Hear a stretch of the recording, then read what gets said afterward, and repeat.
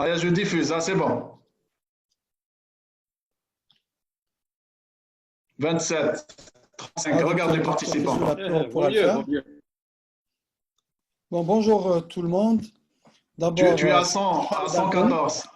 et j'espère que vous allez bien ainsi que vos proches. Donc, on va faire aujourd'hui ensemble la première conférence par visioconférence sous le contrôle du docteur Kezoula. Donc, on va parler du reflux gastro-œsophagien. C'est quoi le reflux gastro-œsophagien? Tout simplement, je vais essayer de... Ça bloque, l'écran bloque. Voilà. C'est le passage d'une partie du contenu gastrique dans l'œsophage. Ce reflux est tout à fait physiologique quand il est bref, survenant dans la période postprandiale. Il n'occasionne aucun symptôme et donc sans lésion d'œsophagite. Et notre sujet, c'est le reflux gastro-œsophagien pathologique qui est symptomatique et qui va donner ou non des lésions d'œsophagite. Ceci survient quand ce reflux est répété et prolongé dans le temps. Dans ce modèle de l'iceberg de Castel, on voit bien que la majorité des sujets qui ont un reflux gastro-œsophagien ne consultent pas. Ils vont avoir recours à l'automédication par surtout chez le pharmacien ou plutôt vers le vendeur en pharmacie, et ils vont bien sûr prendre généralement des antiacides, etc. Les patients consultants vont voir le plus souvent le médecin généraliste et finalement, le spécialiste ne va voir que les formes sévères et les formes compliquées. Quelles sont les différentes formes de reflux gastro-œsophagien? Dans la plupart des cas, les patients qui ont des symptômes n'ont pas de lésion œsophagienne. Ça, c'est très important parce que quand on fait une endoscopie haute pour reflux gastro-œsophagien, dans la plupart des cas, cette endoscopie sera normale.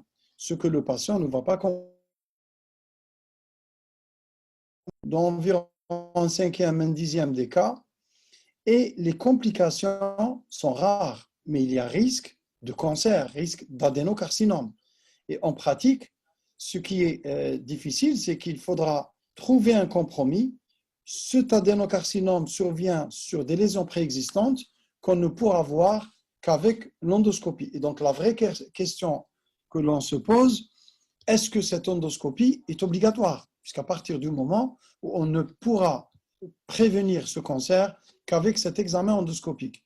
Mais faire une endoscopie à 10% de la population générale, ça revient de l'impossible. Donc, c'est impossible de faire. Et donc, on verra les indications de cette endoscopie en pratique. Quels sont les facteurs qui favorisent le reflux?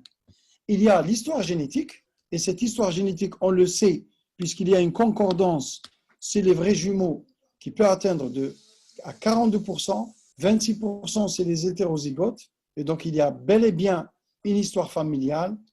Le reflux dans la famille, le risque de reflux chez les apparentés au premier degré, il est de 2,6 fois. Je vous rappelle que les frères ne sont pas apparentés au premier degré. Sur le plan des facteurs démographiques, ça atteint aussi bien l'homme que la femme, et le facteur essentiel, c'est l'obésité-surpoids, qui peut augmenter le risque de survenue de reflux de pratiquement 3 fois. Ça a un impact, c'est important à connaître, puisque ça a un impact direct sur le plan thérapeutique. Si le patient ne veut pas être dépendant des médicaments, il faudra réduire le poids. Facile à dire, difficile à réaliser en pratique. Sur le plan des habitudes de vie, le tabac, l'alcool augmentent le risque de reflux et les facteurs alimentaires sont café, chocolat, gras, oignons, citron, tomates, etc. J'ai mis un point d'interrogation puisque ces éléments ne sont pas rapportés par tous les patients. Et donc, sur le plan pratique, il faut les rechercher et quand ils y sont, c'est finalement le patient qui va faire les régimes d'éviction. C'est ciblé au cas par cas puisque ces facteurs ne sont pas retrouvés de manière homogène chez tous les patients. Quels sont les facteurs impliqués? Je vais insister sur les deux facteurs essentiels. Pourquoi a-t-on un reflux? Eh bien, le reflux est dû essentiellement à une défaillance du système anti-reflux. Et ce système anti-reflux est représenté essentiellement par le sphincter inférieur de l'œsophage. Vous savez que vous allez faire cours sur physiologie de l'œsophage.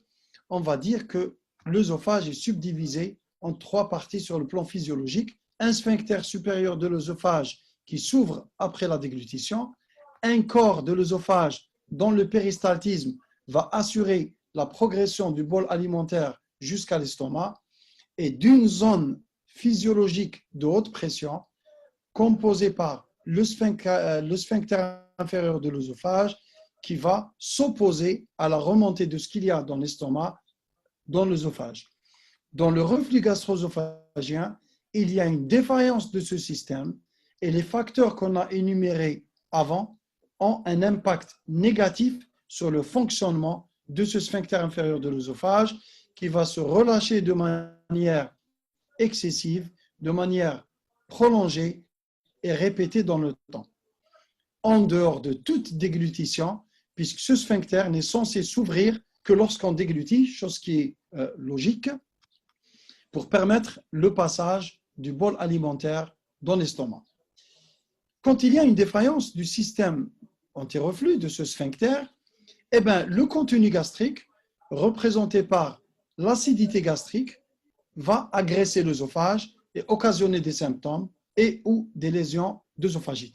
Et donc, l'acidité gastrique, ça représente l'agresseur. Pourquoi on parle de la sécrétion gastrique acide alors qu'on est dans un chapitre physiopathologie, alors que cette sécrétion gastrique acide est tout à fait normale?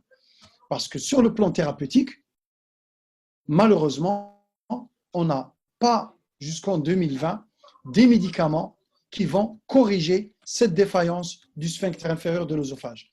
Et donc, sur le plan thérapeutique, on sait très bien agir sur cette sécrétion gastrique acide qui est, je vous le rappelle, qui est normale.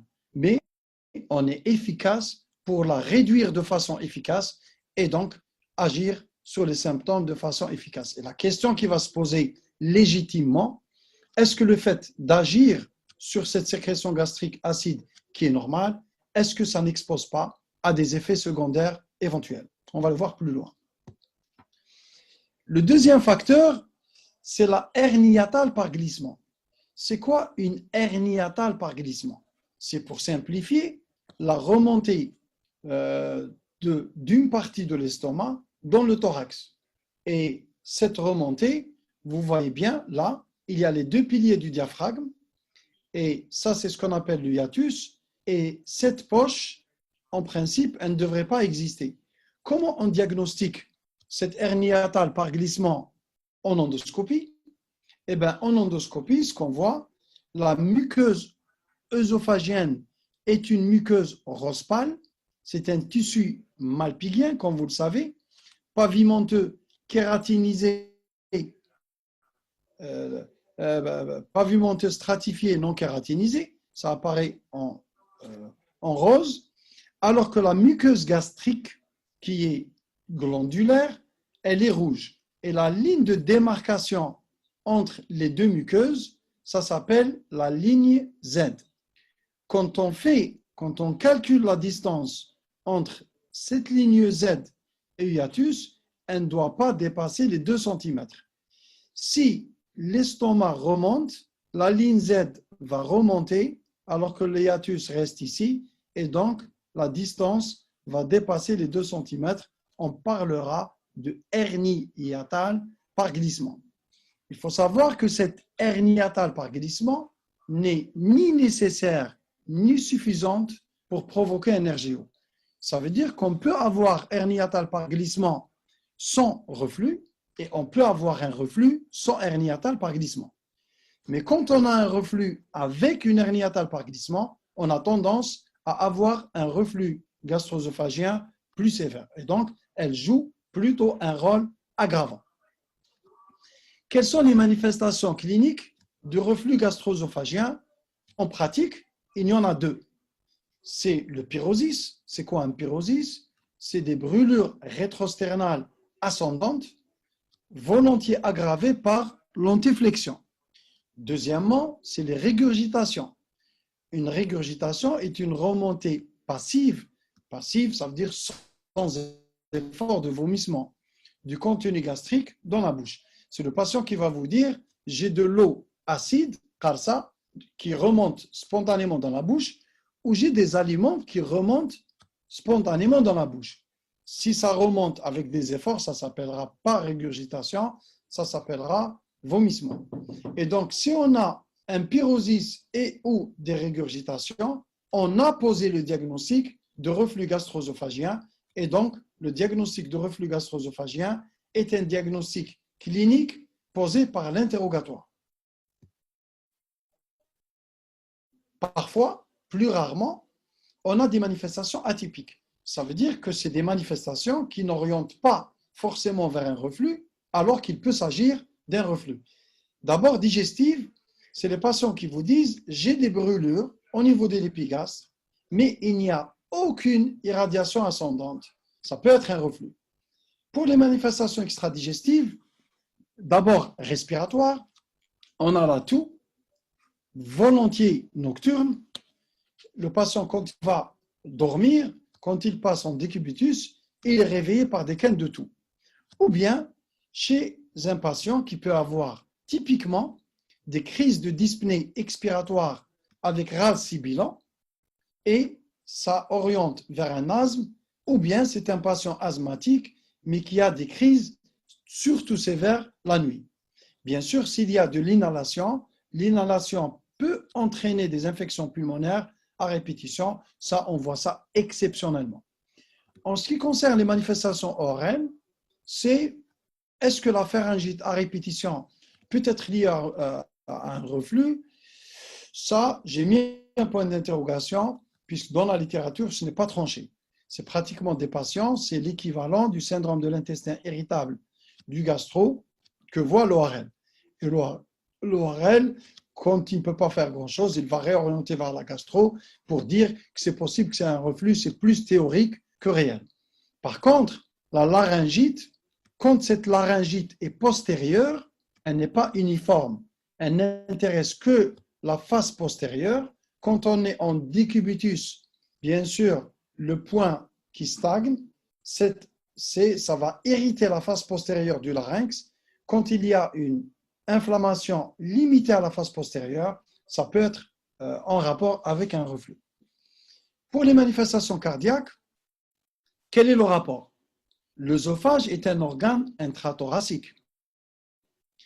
Quand on a un reflux, il peut se déclencher dans l'œsophage ce qu'on appelle un péristaltisme secondaire.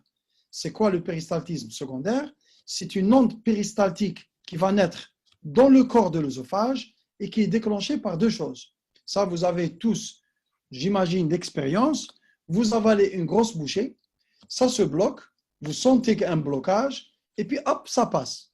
Parce que quand il y a une distension, il va y avoir naissance d'une onde péristaltique secondaire qui va chasser ce qui est bloqué dans l'estomac. Dans le reflux gastro-œsophagien, il peut entraîner des ondes péristaltiques secondaires qui vont essayer de s'opposer à ce reflux. Et donc, ces troubles moteurs secondaires au reflux peuvent entraîner des douleurs thoraciques. Bien évidemment, soyons clairs, toute douleur thoracique aiguë, bien sûr, évoque en premier lieu un infarctus du myocarde, une insuffisance coronarienne. C'est le cardiologue qui va explorer de fond en comble, en dehors de l'épisode, aller jusqu'à l'épreuve d'effort et les explorations. S'il ne retrouve rien, il va orienter le patient vers le gastro-entérologue pour avis. Bien évidemment, quand ça remonte dans la bouche, ça peut entraîner des gingivites, des caries dentaires à répétition. Quels sont les examens complémentaires? Eh bien, l'endoscopie digestive haute, il est évident que même si c'est l'examen qui nous permettra d'explorer l'œsophage, malheureusement, bien sûr, cet examen, on ne pourra pas le faire pour tout le monde. Et donc, non, on ne fait pas d'endoscopie digestive haute, puisque le diagnostic de reflux est un diagnostic purement clinique, quand le sujet a moins de 50 ans. Pourquoi l'âge de 50 ans?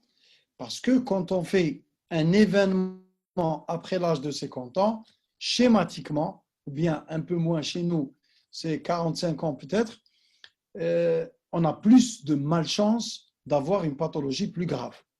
Et donc, on a tendance à explorer systématiquement tout patient qui a plus de 50 ans. Et donc, moins de 50 ans, la probabilité n'est pas nulle, mais la probabilité est plus faible. Donc, quand le sujet a moins de 50 ans, s'il n'a pas de signe d'alarme et s'il a des symptômes typiques, pyrosis ou régurgitation, on s'arrête là. C'est-à-dire, on passe directement au traitement. Quand le sujet a plus de 50 ans, s'il a un des signes d'alarme, ou bien devant des manifestations atypiques, ou bien échec du traitement médical bien conduit, j'ai mis un point d'interrogation, je vais vous dire pourquoi un peu plus tard. Là, il y a un ou, alors qu'à droite, il y a un et. C'est-à-dire, quel que soit l'âge, s'il y a un signe d'alarme, endoscopie obligatoire. S'il y a des manifestations atypiques, l'endoscopie est obligatoire. Ça, c'est des malades à orienter vers le médecin spécialiste. L'échec du traitement, il faudra définir ce que veut dire l'échec de ce traitement. Il faudra également définir qu'est-ce que ça veut dire bien conduit en pratique. Et dans cette période Covid, l'endoscopie digestive étant considérée comme une procédure à haut risque de transmission du coronavirus, et donc, si on n'a que l'âge comme signe d'alarme, on va décaler cette endoscopie tout en prenant le contact du malade pour le convoquer pour cet examen endoscopique, et au moins le sensibiliser pour dire il faut faire cet examen endoscopique juste après l'épisode épidémique. J'espère qu'elle sera la plus courte possible. Et donc, la question, c'est quoi les signes d'alarme? Quels sont les signes d'alarme? Je vais essayer d'être... ces signes d'alarme sont regroupés en plusieurs signes. Première partie, dysphagie, odynophagie. Odynophagie, c'est une douleur à la déglutition. Dysphagie, c'est un accrochage au passage des aliments. C'est le patient qui avale, il vous dit que ça bloque et il fait passer avec de l'eau. Si on a une dysphagie, évidemment, c'est qu'il se passe quelque chose au niveau de cet œsophage. Il faut l'explorer avec une endoscopie. Donc, premier groupe de signes, c'est dysphagie, odynophagie. Je vais mettre la plaque en bleu après, comme ça, vous allez mieux retenir. Deuxième groupe de signes, c'est tout ce qui est saignement.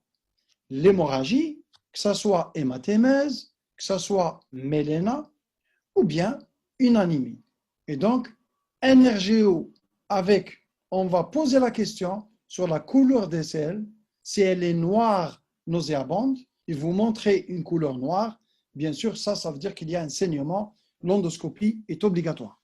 S'il y a de l'hématémèse, bien évidemment également, et dans l'exploration d'une anémie fériprive, de toute façon, l'endoscopie digestive haute est un examen obligatoire. Donc, vous avez déjà 5 signes. Dysphagie, odynophagie, premier groupe. Deuxième groupe, saignement qui regroupe hématémèse, méléna ou l'anémie, une anémie fériprive. Troisième groupe de signes, troisième signe, c'est l'amaigrissement. Quoique, une altération de la qualité de vie peut conduire à un amaigrissement. Mais l'amaigrissement est considéré comme un symptôme d'alarme. Bien évidemment, tout ce qui est altération de l'état général, si le malade est là, tout ce qui est anomalie de l'examen clinique, c'est également un signe d'alarme. Les antécédents. En pratique, il faut être subtil. Vous allez poser la question au malade, est-ce que dans la famille, est-ce qu'il y a un antécédent de chirurgie, de chirurgie gastrique? S'il vous dit oui, vous poussez l'interrogatoire, de quoi? Si le patient ne sait pas, eh bien, par exemple, on fera cette endoscopie parce que l'antécédent familial d'un cancer gastrique, surtout chez le sujet jeune, nous pousse à faire une endoscopie pour rechercher, vous allez dans le programme, la gastrite avec métaplasie qui fait le lit de ce cancer. Et donc, retenez dysphagie odynophagie, hémorragie, anémie, l'amaigrissement, altération de l'état général, masse abdominale et les antécédents du patient. S'il y a un de ces signes d'alarme, l'endoscopie est obligatoire, quel que soit l'âge. Quels sont les résultats de cette endoscopie? On a deux classifications. L'ancienne classification, c'est la classification de Savary. La nouvelle classification qui est plus précise, c'est la classification de Los Angeles. Cette classification de Los Angeles, retenez pour mieux retenir, vous la subdivisez en deux groupes. Le A et le B, avant de mettre la plaque, je vais expliquer. Le A et le B, c'est une érosion linéaire. Érosion, c'est la perte de substance. Vous voyez cette image, ce qui est blanc. Ce qui est blanc, c'est une perte de substance. En endoscopie, c'est ce que vous voyez là. Ce qui apparaît en blanc, c'est une perte de substance, c'est une érosion. Et ce que vous voyez autour de l'érosion, c'est rouge, c'est de l'érythème. Mais on ne tient compte que de la perte de substance. Donc là, vous avez une érosion. Là, vous avez une érosion linéaire. Là, vous avez une érosion linéaire, une petite ici, mais celle-là, cette petite et celle-là ne communiquent pas. Et donc, on va parler d'érosion non confluente. Si les érosions ne sont pas confluentes, c'est soit un A, soit un B. Qu'est-ce qui fait la différence entre le A et le B? C'est la longueur. Si ça fait moins de 5 mm, c'est un A. Si c'est supérieur ou égal à 5 mm, c'est un B. Comment on va calculer les millimètres en endoscopie? La pince à biopsie de l'endoscopie haute, ouverte, elle a une envergure de 5 mm. C'est-à-dire quand on est au début de l'endoscopie, on ne connaît pas un petit peu les mensurations, on va s'aider avec une pince à biopsie, on l'ouvre. Si ça fait plus, c'est un B. Si ça fait moins, c'est un A. Par contre, si vous voyez là, il est et vous voyez là une autre érosion, et elles communiquent. Si elles sont confluentes, c'est soit un C, soit un D. C'est soit à Los Angeles C, soit à Los Angeles D. Si ça atteint, qu'est-ce qui différencie le C et le D? Si ça atteint moins de 75% de la circonférence, c'est un Los Angeles C. Si c'est supérieur ou égal à 75%, c'est ce que vous voyez sur l'image de droite, c'est un Los Angeles D. Allez, on va faire un passage pour voir si vous avez bien retenu. Et donc, pour le Los Angeles A, c'est une ou plusieurs érosions de moins de 5 mm qui ne communiquent pas. Supérieur ou égal à 5 mm, mais toujours ça ne communique pas. Et donc cette partie, vous pouvez l'oublier pour retenir le A et le B. Pour le C et le D, elles communiquent entre elles. Moins de 75%, c'est un Los Angeles C. Supérieur ou égal à 75%, c'est un Los Angeles D. Voilà, quelques images. Voilà, ça c'est un Los Angeles. Ça fait, là, c'est la ligne Z. Là, c'est l'hiatus. Là, déjà, il y a une hernie hiatale par glissement avec de l'œsophagite. Érosion linéaire qui fait plus de 5 mm. Une autre ici plus petite, une autre ici, une autre ici. À partir du moment où il y a une seule érosion qui dépasse 5 mm et que ces érosions ne communiquent pas, c'est une œsophagite Los Angeles B, puisque ça fait plus de 5 mm. Si ça fait moins, c'est un Los Angeles A. C'est ce qu'on voit ici. Voilà, Los Angeles C, il y a une communication, mais ça atteint moins de 75% de la circonférence. Et là, on a une œsophagite sévère, grade D de Los Angeles, et vous voyez très bien qu'il y a une communication, les érosions atteignent. Là, à droite, c'est le C, à gauche, c'est le D. Désolé, là, je dois changer les slides. Là, c'est de Los Angeles D. Vous voyez que ça atteint toute la circonférence ici, pratiquement toute la circonférence ici, puisqu'il y a cette zone-là qui reste saine, mais ça atteint largement plus de 75% de la circonférence. Pour l'œsophagite sévère, là, on a le stade 4. Le stade 4, on a un ulcère creusant. Là, vous voyez que c'est un ulcère creusant. C'est ce qu'on appelle l'ulcère de Barrett. Ça, c'est considéré comme une complication. Quelles sont les complications? Hormis l'ulcère de Barrett, il y a le saignement, l'hémorragie. C'est ce qui explique que dans le reflux gastro-œsophagien, on peut avoir de l'hématémèse, du méléna ou une anémie fériprive si le saignement est de petite abondance qui dure dans le temps, il devient chronique. Et ça peut, vous savez que l'inflammation chronique, qu'est-ce qui la caractérise? L'inflammation aiguë, c'est les phénomènes vasculo-plaquettaires. L'inflammation subaiguë, c'est le granulome. Et l'inflammation chronique, dites-le dans votre tête, quoi? C'est la fibrose. Et quand les lésions sont circonférentielles, cette fibrose va entraîner une rétraction et ça va donner une sténose. Cette sténose, c'est ce que vous voyez là. Il y a un rétrécissement large avec une muqueuse sussténotique qui est ulcérée ici, qui est inflammatoire. Là, on a, avec un saignement, là, on a une sténose ulcérée sur la circonférence. Là, on a une sténose avec des ulcérations là, là et là. Et quand on ne peut pas passer avec l'endoscope, on veut bien voir ce qui se passe au-dessous, on a recours à ce qu'on appelle au transit baryté de l'œsophage. Ça consiste à quoi?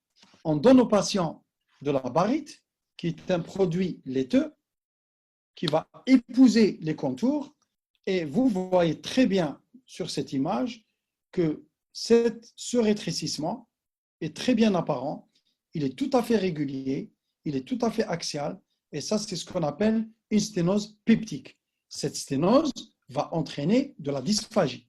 C'est pour cela que lorsque le patient a de la dysphagie, on doit obligatoirement faire une endoscopie. Si cette sténose n'est pas franchissable, on va compléter l'examen par un transit baryté de l'œsophage. La complication qu'on redoute, c'est lorsqu'il y a des reflux répétés dans le temps, et ces reflux répétés dans le temps, vous savez bien que la muqueuse œsophagienne, c'est un tissu malpigien, mais avec les reflux répétés, cette muqueuse va être remplacée par une autre muqueuse d'architecture normale, mais de localisation anormale. C'est-à-dire, le tissu malpigien va être remplacé par du tissu intestinal. C'est ce qu'on appelle l'endobrachioœsophage. Et donc, si on vous demande de définir l'endobrachioœsophage, c'est une métaplasie intestinale de l'épithélium du bas œsophage. Sur cet épithélium, vous vous rappelez, j'espère, que la muqueuse œsophagienne, elle est rose pâle, alors que la muqueuse glandulaire, elle est plutôt rouge. Et donc, en endoscopie, là, lorsqu'on voit ces images, on voit très bien, là, ici, un îlot de muqueuse rouge au sein de la muqueuse rose pâle. Et donc, cette muqueuse que vous voyez là est un îlot d'endobrachie œsophage. Ce qui est intéressant à connaître, à savoir, c'est que cette métaplasie intestinale, malheureusement, expose au risque de dysplasie, qui est d'abord une dysplasie de bas grade. Finalement, cette dysplasie de bas grade va donner de la dysplasie de haut grade pour aboutir finalement à l'adénocarcinome in situ et, si on laisse évoluer, à l'adénocarcinome invasif. Et donc finalement, ce RGO, l'une des complications, bien que très rares, mais redoutée et redoutable, est l'évolution vers cet adénocarcinome.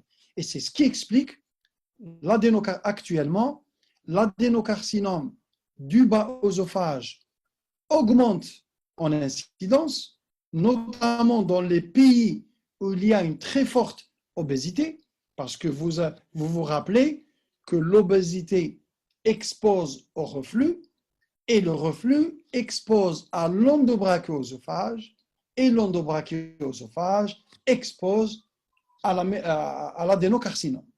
Et donc, l'adénocarcinome augmente en incidence et dans les pays occidentaux, la lutte anti-tabac a fait baisser la consommation du tabac et de l'alcool et cette diminution de la consommation tabac-alcool a diminué le carcinome épidermoïde, si bien que dans ces pays-là, l'adénocarcinome est au moins égal en fréquence au carcinome épidermoïde, sinon, dans certains pays, il est plus fréquent. Et donc, voilà une image d'un adénocarcinome invasif. Et donc, en pratique, ça, c'est un adénocarcinome à un stade de début.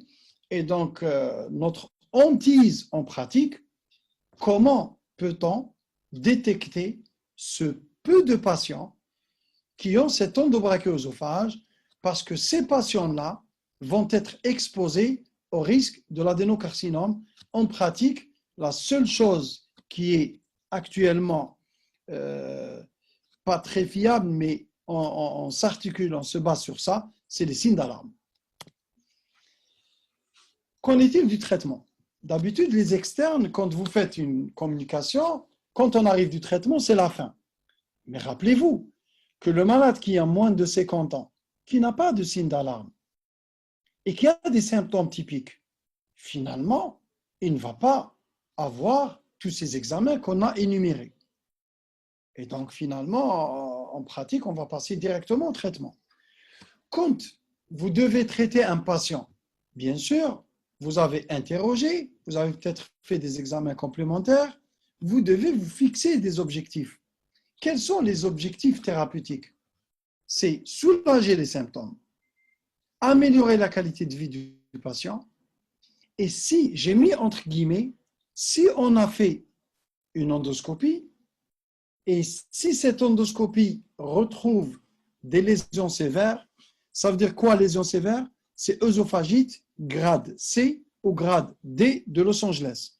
Je vous rappelle que pour le grade C et D, c'est des ulcérations ou érosions confluentes qui communiquent. Moins de 75%, c'est un C. Plus de 75%, c'est un D. En ce qui concerne, bien évidemment, les règles hygiéno-diététiques, ça c'est capital. Parce que sur le plan du traitement, on a bien dit dans la plaque physiopathe qu'on n'a aucun médicament miracle qui corrige la défaillance du sphincter inférieur de l'œsophage. Et donc, si on ne peut pas agir sur le sphincter inférieur de l'œsophage, obligatoirement, on va donner des médicaments qui vont agir sur l'acidité gastrique. Et du coup, la réflexion logique, quand on arrête le traitement, eh bien, la majorité des patients vont récidiver. En pratique, au moins la moitié, voire plus de la moitié des patients vont récidiver. C'est pour ça que j'ai dit, comment parle-t-on d'échec? Est-ce qu'un patient traité, quand il arrête le traitement, il refait les symptômes? Est-ce que c'est ça un échec? C'est prévisible, puisqu'on n'a pas agi sur la cause. Et donc, on va dire à nos patients, si vous ne voulez pas être dépendant des médicaments sur le long terme, il faut réduire le poids.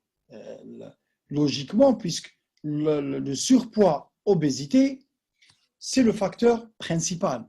Arrêter l'alcool et le tabac.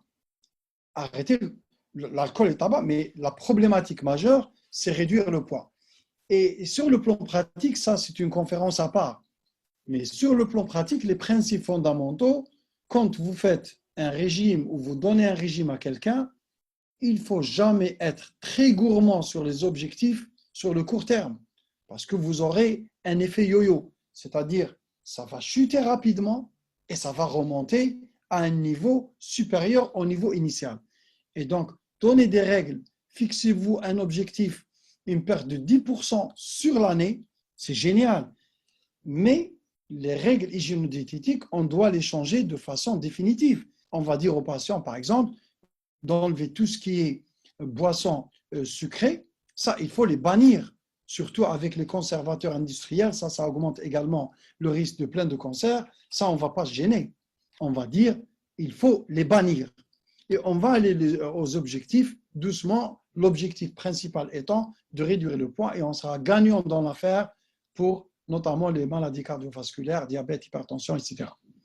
Le régime alimentaire, j'ai mis un point d'interrogation parce que les facteurs déclenchants ne sont pas retrouvés de la même façon chez tous les patients et donc on va essayer de les identifier par l'interrogatoire et c'est finalement le patient qui va faire son propre régime alimentaire en ce qui concerne les facteurs déclenchants.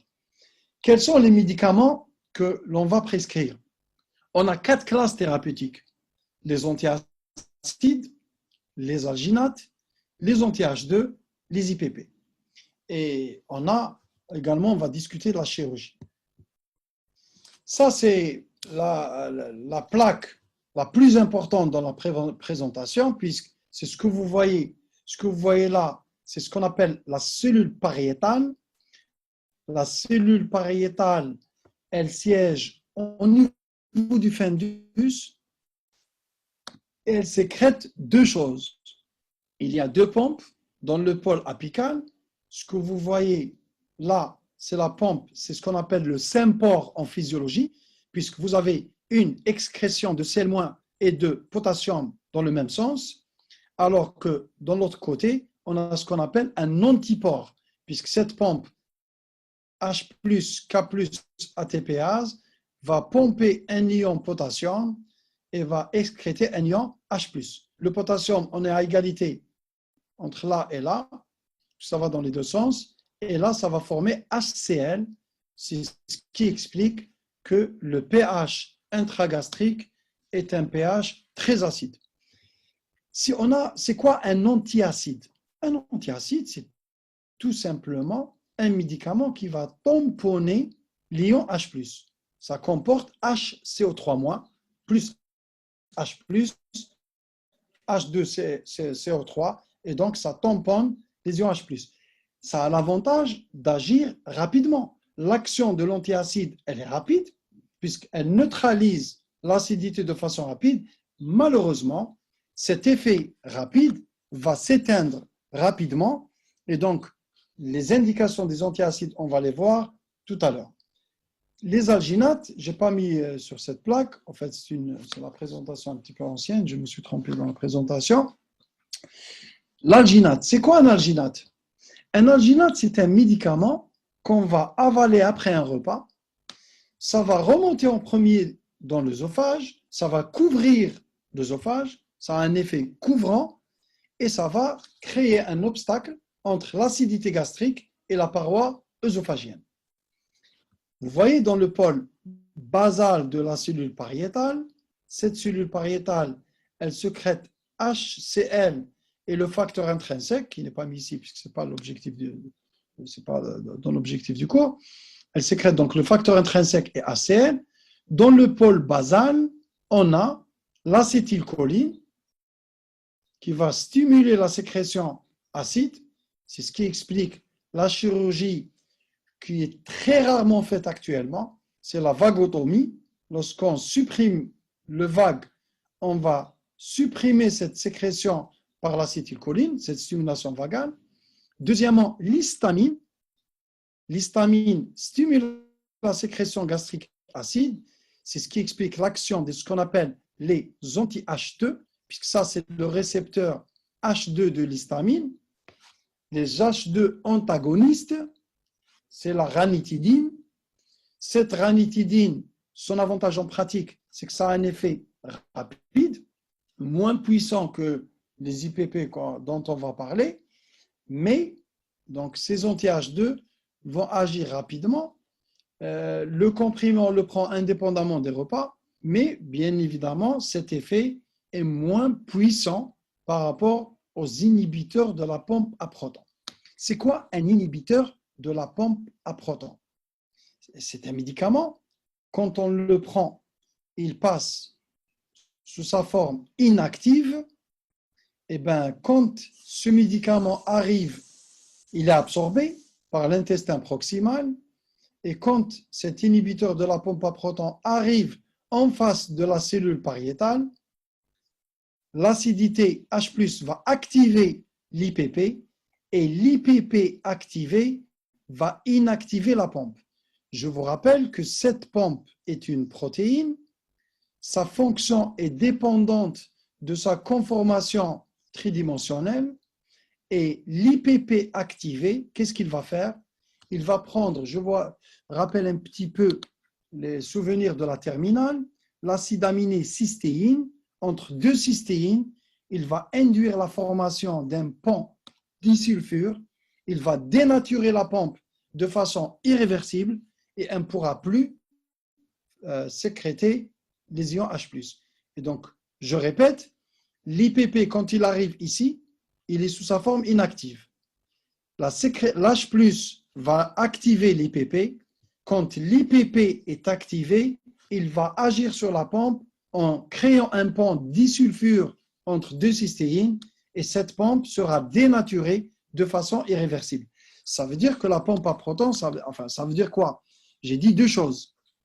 La première chose, c'est que la cellule pariétale, pour qu'elle resécrète H+, il faut qu'elle resynthétise une autre pompe à protons qui est une protéine. Et ça prend environ 24 heures. Et donc, l'action de l'IPP, elle est durable dans le temps. Deuxièmement, quand on agit sur le pôle basal par le blocage des récepteurs à l'histamine, la gastrine ou l'acétylcholine, on a diminué la sécrétion gastrique acide, alors que l'IPP agit directement sur la pompe.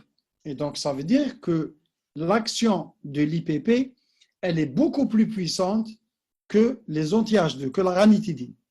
Donc, elle est plus puissante. Troisièmement, donc, 1, elle est puissante. 2, elle est durable dans le temps, puisque la cellule pariétale doit refabriquer une autre pompe. Et 3, et ça c'est très important, pour que l'IPP soit activé, il faut qu'il y ait des ions H+. Donc, il faut que la pompe soit fonctionnelle. Ça veut dire que quand l'IPP arrive, si la pompe n'est pas opérationnelle, ça ne va pas activer.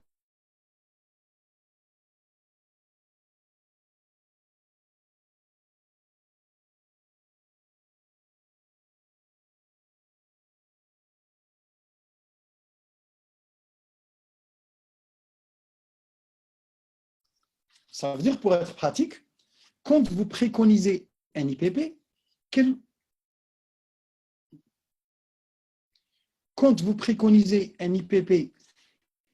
que soit le motif, vous devez le prescrire un quart d'heure, une demi-heure avant un repas.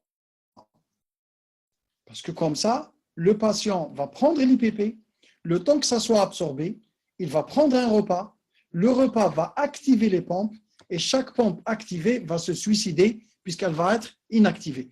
On va augmenter l'efficacité des IPP. Et donc, le fait de prendre l'IPP après un repas ou le soir au coucher, c'est une mauvaise prescription. Ça va réduire l'efficacité de cet inhibiteur de la pompe à protons. Et donc, comment on va utiliser antiacide, alginate, anti-H2, IPP en pratique? Dans le marché, vous voyez que le RGO est très fréquent dans la population générale et donc il y a plusieurs IPP, puisque les laboratoires fabriquent beaucoup d'IPP puisqu'il y a beaucoup de gains là-dedans. Il y a 5 grandes classes: l'oméprazole, l'esoméprazole, pantoprazole, lansoprazole, rabéprazole. Et dans le marché algérien, des oméprazoles, il y en a plusieurs, les oméprazoles, etc. L'oméprazole, les IPP existent tous, soit en pleine dose, soit en demi-dose. Pourquoi on a conçu les demi-doses? Parce que quand on traite un malade pour un reflux gastro-œsophagien, c'est un traitement symptomatique.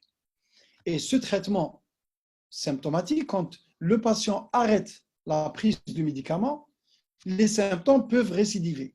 Et donc, on pourra avoir à traiter le patient au long cours. Et quand on donne des médicaments au long cours, on veut bien les donner à la dose la plus faible possible. C'est pour ça qu'il y a conception des demi-doses. Donc, si le patient va bien avec la demi-dose, ça vaut mieux que la pleine dose. Donc, pour l'oméprazole, demi-dose 10 mg, pleine dose 20 mg. Les oméprazoles, demi-dose 20 mg, pleine dose 40 mg. Pantoprazole 20-40, l'onzoprazole 15-30. Le rabeprazole n'existe pas sur le marché algérien, mais bon, 10 mg, pleine dose 20 mg. Les 4 premiers existent sur le marché sous différentes formes. Je vous rappelle que vous pouvez poser vos questions par texto, et comme ça, je vais voir un petit peu les questions à la fin de la communication. Je vais essayer de répondre à la majorité des questions. En pratique, on est devant 3 situations. Première situation, RGO typique. Je vous rappelle, RGO typique, les symptômes, c'est pyrosis et ou régurgitation. Si le patient a moins de 50 ans, s'il n'a pas de signe d'alarme. Ça, c'est la première situation. Ça change puisqu'on ne va pas faire d'endoscopie. Deuxième situation, on a un RGO typique, mais le sujet a plus de 50 ans. Ou bien, il a des signes d'alarme. Là, vous imaginez bien, vous avez compris qu'on va devoir l'explorer par un examen endoscopique. Et puis, la troisième situation qui concerne surtout le médecin spécialiste, c'est les manifestations atypiques. Donc, première situation, RGO typique, pas de signe d'alarme, âge moins de 50 ans. Eh bien, on a bien compris, l'endoscopie initiale n'est pas nécessaire. On va mettre sur l'ordonnance 1 voire 2 médicaments maximum. Pour rester dans la pratique, bien sûr, vous avez recherché les signes d'alarme, bien recherché, bien examiné le patient, il n'y a pas de signe d'alarme. Vous prenez une ordonnance, vous mettez par exemple, oméprazole. Oméprazole, c'est des gélules à 20 mg, une gélule, une demi-heure avant le petit déjeuner. Vous l'écrivez, vous l'expliquez au patient pendant 4 à 6 semaines. Vous mettez QSP 4 semaines. Vous allez me dire, et si le patient a des symptômes la journée et la nuit, et ça lui bousille la qualité de vie, vous pouvez, chez ces patients-là, logiquement, donner, par exemple, oméprazole, une gélule une demi-heure avant le petit déjeuner, une gélule une demi-heure avant le dîner, pas le soir au coucher, avant le dîner, pendant, par exemple, 2 semaines, et puis pendant 4 semaines, une gélule une demi-heure avant le petit déjeuner. QSP, 6 semaines. Et les IPP ont une action puissante, durable, dépendante du repas, ça vous l'avez bien compris, mais chez certains malades, le contrôle des symptômes n'est pas optimal. Alors, dans la même ordonnance, vous pouvez, sur la même ordonnance, rajouter un antiacide ou un alginate et dire au patient, par exemple pour l'antiacide, si jamais vous avez des brûlures, prenez une cuillère à soupe de l'antiacide, ça a un soulagement, ça va induire un soulagement rapide des symptômes et on ne peut pas donner que l'antiacide parce qu'on aura à donner beaucoup de flacons. Donc, l'ordonnance va comporter un seul médicament, voire 2 au maximum. Expliquez au patient. Ça marche, on va arrêter le traitement et on va voir ce qui se passe. Vous allez me dire, mais pourquoi vous arrêtez le traitement, sachant que on n'a pas agi sur la cause. Bien sûr, vous avez interrogé le patient, vous avez corrigé les règles hygiéno-diététiques. Je vais vous mettre une autre présentation plus récente parce que là, je me suis trompé dans la présentation. Les règles hygiéno-diététiques, vous allez dire manger le soir tôt, bien mastiquer, ne pas prendre des repas très copieux le soir, éviter le gras le soir puisque la vidange gastrique est ralentie, ne pas dormir immédiatement après un repas, respecter un délai d'au moins de 3 heures, arrêter les facteurs déclenchants, et puis là, on va récupérer environ 40% des malades qui ne vont pas récidiver. Les 60% restants, ils vont récidiver, on va voir de quelle manière et on va les prendre en charge. Échec, ça ne marche pas. Si ça ne marche pas, eh ben, l'endoscopie haute est obligatoire, puisqu'il faut voir ce qui se passe à l'intérieur.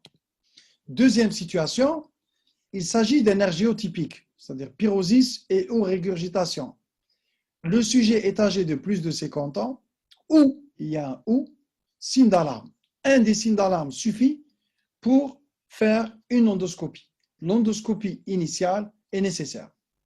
Cette endoscopie, soit elle va retrouver une œsophagite non sévère, soit elle va être strictement normale. Ça veut dire quoi, œsophagite non sévère? Ça veut dire œsophagite grade A ou B de Los Angeles. Je vous rappelle que pour le grade A et B de Los Angeles, c'est une érosion, c'est des érosions ou ulcérations linéaires qui ne communiquent pas, non confluentes. Moins de 5 mm, c'est un A. Supérieur ou égal à 5 mm, c'est un B. Vous allez me dire, mais se tromper n'est pas si méchant que ça, puisqu'ils sont dans le même sac. Je suis d'accord. On va les traiter de la même manière que le cas qu'on a décrit tout à l'heure, c'est-à-dire avec des IPP pendant au moins 4 semaines. Soit simple dose, ça veut dire pleine dose. Pleine dose, ça veut dire oméprazole 20 mg, 20 mg, une gélule, une demi-heure avant le petit déjeuner, bien expliqué. Si le patient fait des symptômes plus importants, on peut doubler la dose pendant le premier moment. En ce qui concerne l'œsophagite sévère, ça veut dire si le malade me fait une œsophagite grade C ou D de Los Angeles, ça veut dire que les ulcérations sont confluentes, soit moins de 75% de la circonférence, c'est un C, supérieur ou égal à 75%, c'est un D, ou bien il y a une forme compliquée. Là, obligatoirement, l'IPP qui sera utilisé, c'est obligatoirement double dose pendant au moins 8 semaines. Ça veut dire que si vous mettez de l'oméprazole, une gélule, une demi-heure avant le petit déjeuner, une demi-heure avant le dîner, pendant 8 semaines minimum, et après ces 8 semaines, si vous vous rappelez la plaque sur les objectifs, on a dit soulager les symptômes, améliorer la qualité de vie. Là, le troisième objectif est obligatoire, c'est-à-dire cicatrisation des lésions. Et la seule façon de vérifier qu'il y a eu cicatrisation des lésions, c'est de refaire cette endoscopie, c'est-à-dire le contrôle endoscopique est obligatoire. Si ça a cicatrisé, on va maintenir les IPP au long cours, on ne va pas pouvoir les arrêter. S'il y a échec, on va se poser certaines questions. Surtout, l'observance au traitement, c'est la première cause d'échec. L'observance au traitement, la façon de prendre l'IPP, s'il y a un échec réel, ce qui est rare, on va prendre les mesures qu'il faut. Troisième situation, manifestation atypique. Ça veut dire là, c'est le patient qui a fait des douleurs thoraciques, mais sur le plan cardiologique, il n'y a strictement rien et l'exploration est revenue strictement normale. Vérifiez vous-même que tous les examens cardiologiques ont été faits. Documents à l'appui. Vous devez voir. Sinon, vous allez vous faire avoir. Vous allez indiquer une endoscopie et en phase de douleur, l'endoscopie, en cas d'infarctus du myocarde, est formellement contre-indiquée. Si on a éliminé ça, devant des manifestations orales atypiques, eh ben, l'endoscopie va rechercher quoi? Va rechercher est-ce qu'il y a ou pas des lésions d'œsophagite. S'il y a œsophagite, il y a obligatoirement reflux. Et donc, on a posé le diagnostic de reflux, on va passer au traitement. Maintenant, s'il n'y a pas d'œsophagite, est-ce que le fait qu'il n'y ait pas d'œsophagite permet d'éliminer formellement un reflux? La réponse est clairement non. La réponse est clairement non, parce que vous vous rappelez que pour les malades qui ont un reflux gastro-œsophagien, dans la majorité des cas, l'endoscopie digestive va être normale. Et une endoscopie normale n'élimine pas le diagnostic de reflux gastro-œsophagien. Qu'est-ce qu'on va faire? Eh bien, soit on dispose, vous allez faire ça, le détail dans le cours exploration, physiologie et exploration de l'œsophage, on va faire une pH-métrie couplée à une impédance-métrie, puisque le pH intra-œsophagien, il est aux alentours de 6. Si on a à la pH-métrie un pH de façon durable, répétée, qui descend au-dessous de 4, ce n'est pas normal. Ça veut dire qu'il y a forcément remontée du contenu gastrique dans l'œsophage et on a posé le diagnostic de reflux gastro-œsophagien. Si on n'a pas pu avoir de pH-métrie et cette pH-métrie n'est pas disponible dans la pratique courante, vous pouvez vous dire la chose suivante. De toute façon, les IPP sont des médicaments très puissants pour réduire la sécrétion gastrique acide. On va bien expliquer au patient, on va lui donner des IPP double dose, bien expliquer que ça se prend avant un repas, l'écrire sur l'ordonnance, l'expliquer au patient. Et si on donne ça pendant 8 semaines, et si le patient, il y a de l'amélioration nette des symptômes sur les 8 semaines, eh ben on va se dire que finalement, sur les 8 semaines, il y a cette symptomatologie est en rapport avec un reflux gastro-œsophagien. Vous allez me dire, le diagnostic de certitude, c'est la pH-métrie, impédance-métrie, mais ça, c'est un diagnostic indirect qui vaut ce qu'il vaut, mais il est de toute façon utilisé très couramment dans la pratique quotidienne. Alors, vous avez traité le patient, vous avez bien expliqué le traitement, le patient a été observant, il s'est nettement amélioré à l'arrêt du traitement, qu'on va arrêter globalement après 6 semaines de traitement, 4 à 6 semaines de traitement. On va dire au patient, arrêtez votre traitement et quand vous mettez des QSP sur l'ordonnance, vous allez dire au patient, voilà, prévoyez toujours 1-2 boîtes de plus, le patient va arrêter le médicament et vous allez lui dire, arrêtez le médicament, si ça reprend, il va reprendre le traitement. Voilà. Premier cas de figure, les règles hygiéno-diététiques que vous avez mis a permis une non-récidive des symptômes. Ça, c'est le cas clinique et c'est le cas de figure idéal. C'est les environ, moins de 40%. Et donc, ceux-là, vous n'allez pas donner du traitement au long cours. Les autres, les 60%, ils vont récidiver. Le patient peut récidiver de plusieurs façons. Soit il est très bien, ce reflux-là a duré dans le temps, après quelques mois de traitement, ça a repris. Par exemple, c'est typiquement les patients RGO et Ramadan. Durant le mois de carême, ils font du reflux. Eh bien, vous allez préconiser l'ordonnance pendant le mois de carême et pendant les jours, il va jeûner après le mois de carême. Vous allez redonner le même traitement. Lorsque les patients rechutent précocement à l'arrêt du traitement, c'est-à-dire dès l'arrêt du traitement, c'est le cas de figure qu'il y a ici. Désolé, cette plaque, je vais la refaire. On est là. À l'arrêt du traitement, ça a repris. Et si à l'arrêt du traitement, ça a repris, entre-temps, il a repris les médicaments et il vient vous voir. Eh bien, c'est un RGO chronique. Vous allez préconiser un traitement au long cours. Si c'est à visée purement symptomatique, vous allez donner la dose minimale efficace. C'est-à-dire, vous avez 2 façons de faire. Soit vous donnez la demi-dose, par exemple l'oméprazole, le 20 mg, vous avez basculé vers le 10 mg. Une deuxième façon de faire, c'est de dire au patient, prenez un jour oui, un jour non. Si ça marche, un jour oui, 2 jours non. Si ça reprend, revenez à un jour oui, un jour non et maintenez ce traitement sur le long cours. Le patient va vous dire, est-ce que je peux arrêter par moment et voir ce qui se passe? Eh bien oui, ce n'est pas méchant. Vous avez des médicaments, vous arrêtez, vous voyez ce qui se passe. Si ça reprend, eh bien, reprenez les médicaments. Et finalement, c'est de l'apprentissage et c'est le patient qui va gérer ces médicaments au long cours. En cas d'œsophagite sévère ou d'œsophagite compliquée, obligatoirement, les IPP ne doivent pas être arrêtés parce que l'expérience montre clairement qu'à l'arrêt du traitement, les symptômes vont reprendre et plus encore, les lésions vont réapparaître. Et donc, tout ce qui est œsophagite grade C, grade D de Los Angeles impose un IPP à dose complète au long cours.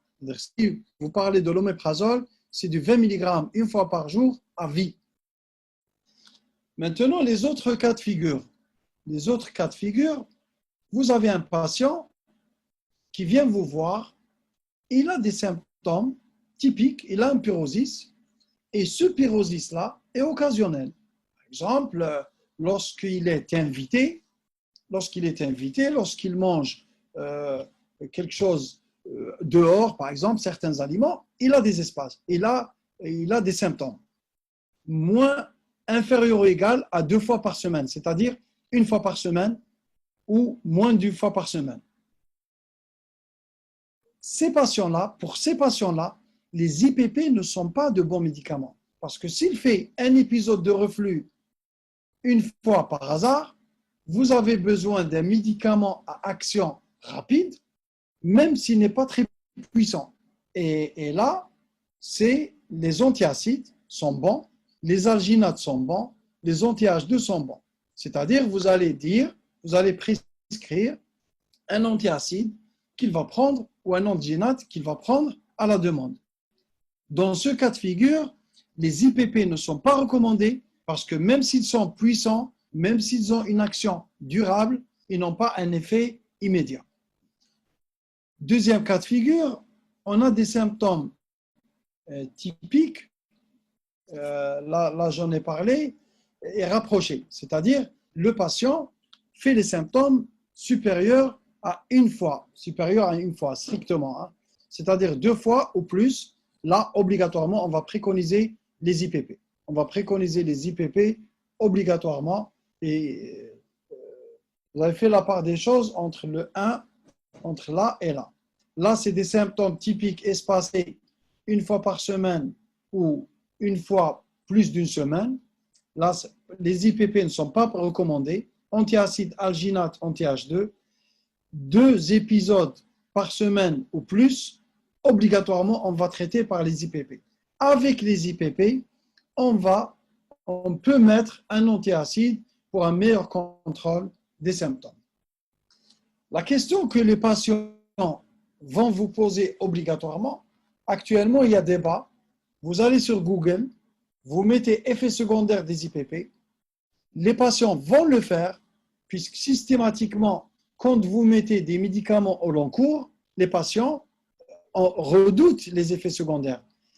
Et s'ils vont sur le moteur de recherche Google, ils vont voir plein de choses. Là, je vais vous mettre une autre plaque où il y a cancer, ça expose au cancer, cancer gastrique, cancer colique, ça peut donner une insuffisance rénale, ça peut donner une démence, ça peut donner des infections digestives pulmonaires, ça peut donner des fractures osseuses et le patient va venir affolé.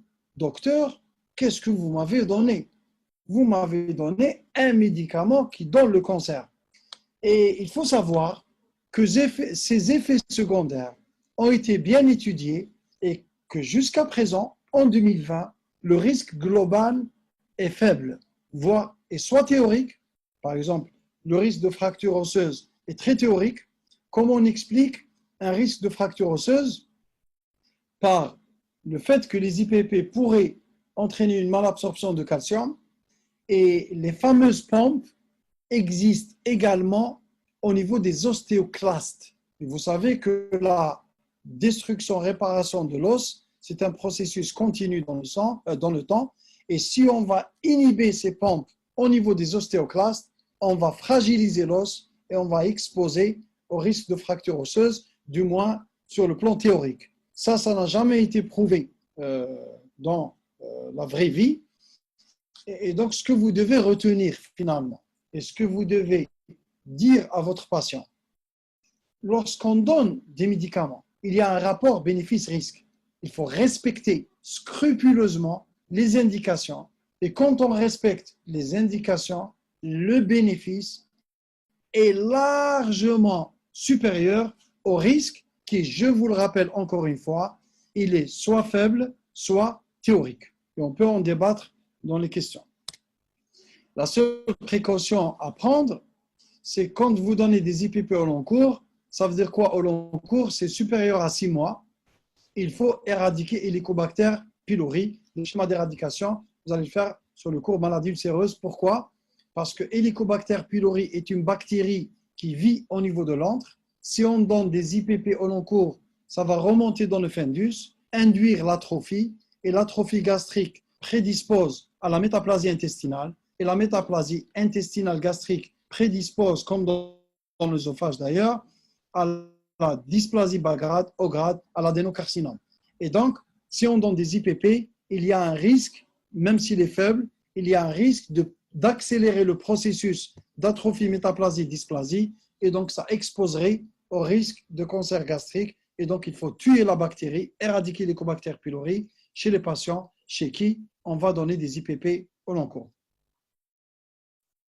Le traitement des complications rapidement, quand on a une sténose peptique, ça veut dire liée au reflux acide, on va utiliser ce qu'on appelle les bougies de Savary ou bien les dilatations à la pneumatique. Les bougies de Savary, c'est ça. C'est des bougies de calibre croissant, ce que vous voyez là. Ces bougies sont perforées, vont passer à travers ce qu'on appelle le fil guide. Il a une extrémité là flexible. À travers l'endoscope, on va mettre en place ce fil de fer. On va enlever l'endoscope et les bougies vont coulisser à travers ce fil guide. Et ça va augmenter le calibre et ça va entraîner, dilater, ça va améliorer la dysphagie, on va la faire disparaître. Et quand on dilate une sténose peptique, ça, on peut faire la même chose avec une chambre avec de l'air, une chambre qu'on gonfle. Et lorsqu'on traite une sténose peptique, bien sûr, on doit obligatoirement éviter la récidive de cette sténose et le malade va être dépendant des IPP au long cours. Par exemple, dans ce cas de figure, vous n'allez pas dire on ne prend pas les IPP au long cours parce qu'il y a risque de ceci, cela.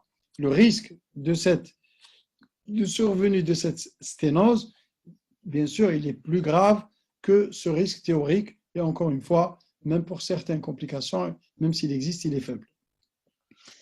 La deuxième complication, c'est l'endobrachéosophage. Eh ben, lorsqu'on retrouve cet endobrachéosophage, on doit surveiller le malade parce que cet endobrachéosophage expose à la dysplasie et cette dysplasie, soit il n'y a pas de dysplasie, on va espacer de 2 à 5 ans. Qu'est-ce qui explique cet intervalle? Parce que l'intervalle, là je ne vais pas détailler, ce n'est pas pour les externes, c'est pour le spécialiste.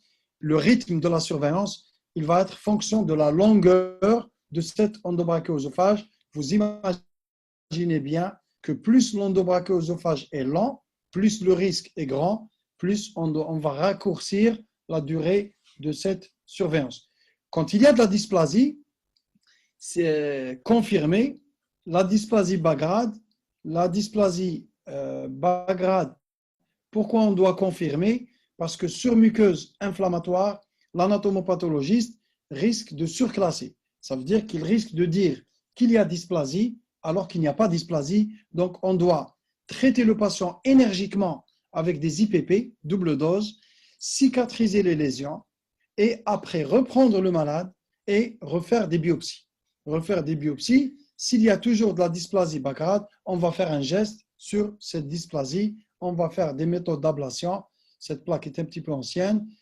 On va faire des méthodes d'ablation, de traitement de cette dysplasie. De même que pour la dysplasie haut grade, on va faire des traitements, pour la plupart des traitements endoscopiques pour enlever ces zones de haut grade et détruire l'endobactéosophage et puis maintenir les IPP au long cours.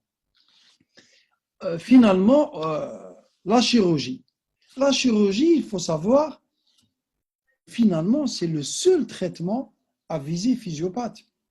C'est le seul traitement qui va agir sur l'anomalie et agir sur le système anti-reflux. Mais cette chirurgie, elle est délétère, mais c'est une chirurgie.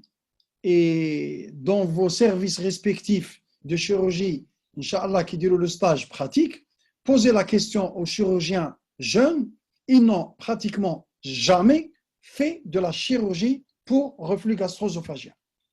Pour les anciens, pour les très anciens, ils faisaient cette chirurgie et dans le temps, ils vont vous dire que ça a diminué et actuellement, on ne la fait pratiquement plus. Pourquoi? Quelle est l'explication? L'explication, c'est l'efficacité du traitement médical.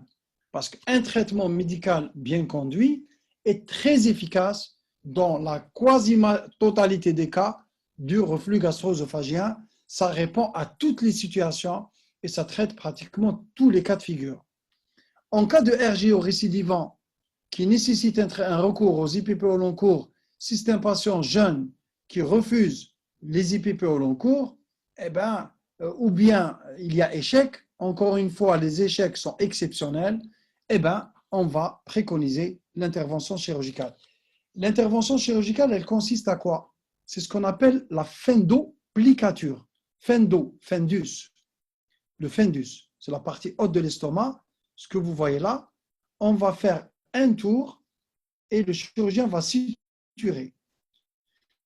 Le risque, ça va vraiment corriger le système anti-reflux et corriger les manifestations du reflux gastro-œsophagien.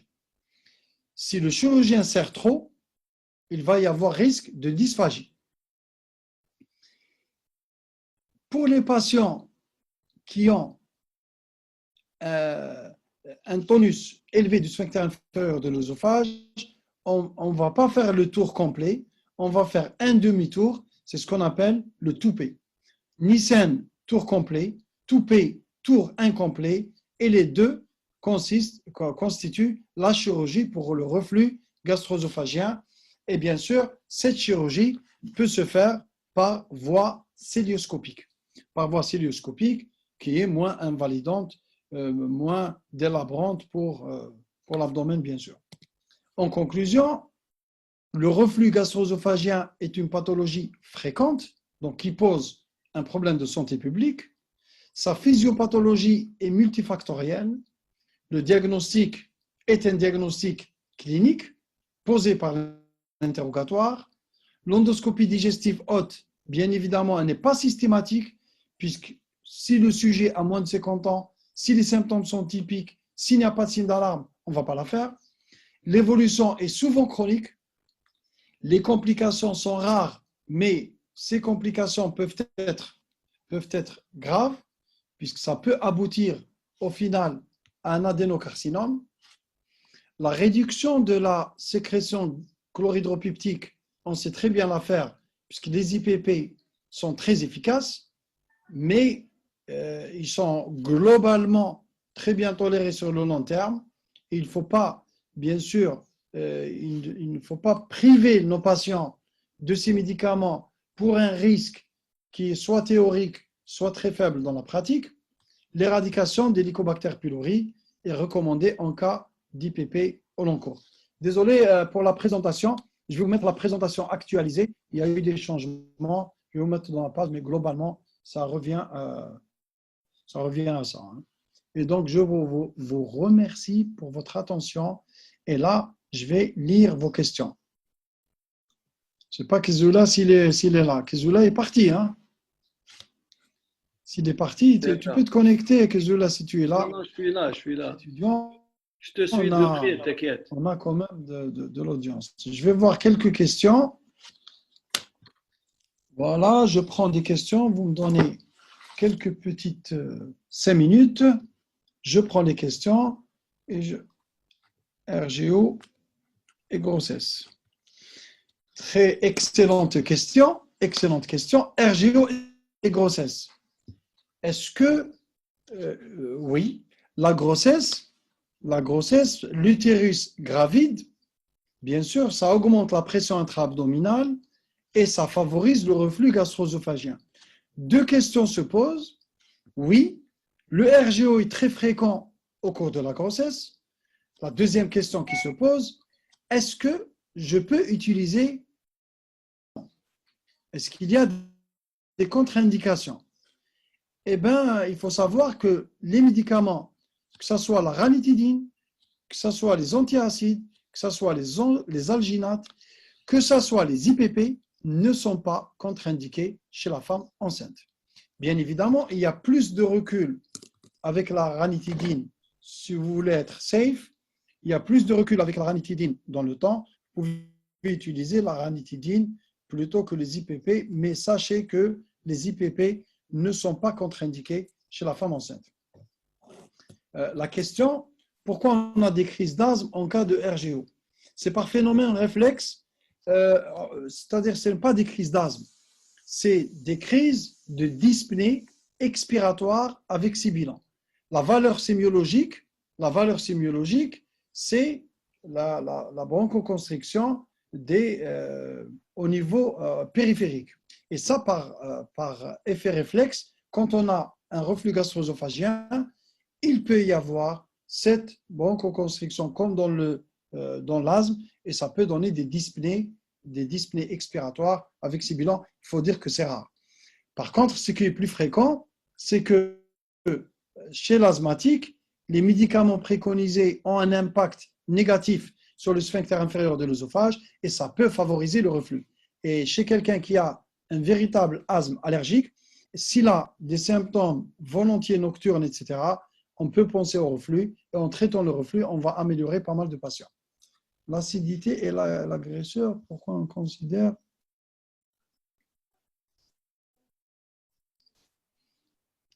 et l'acidité, c'est l'agresseur.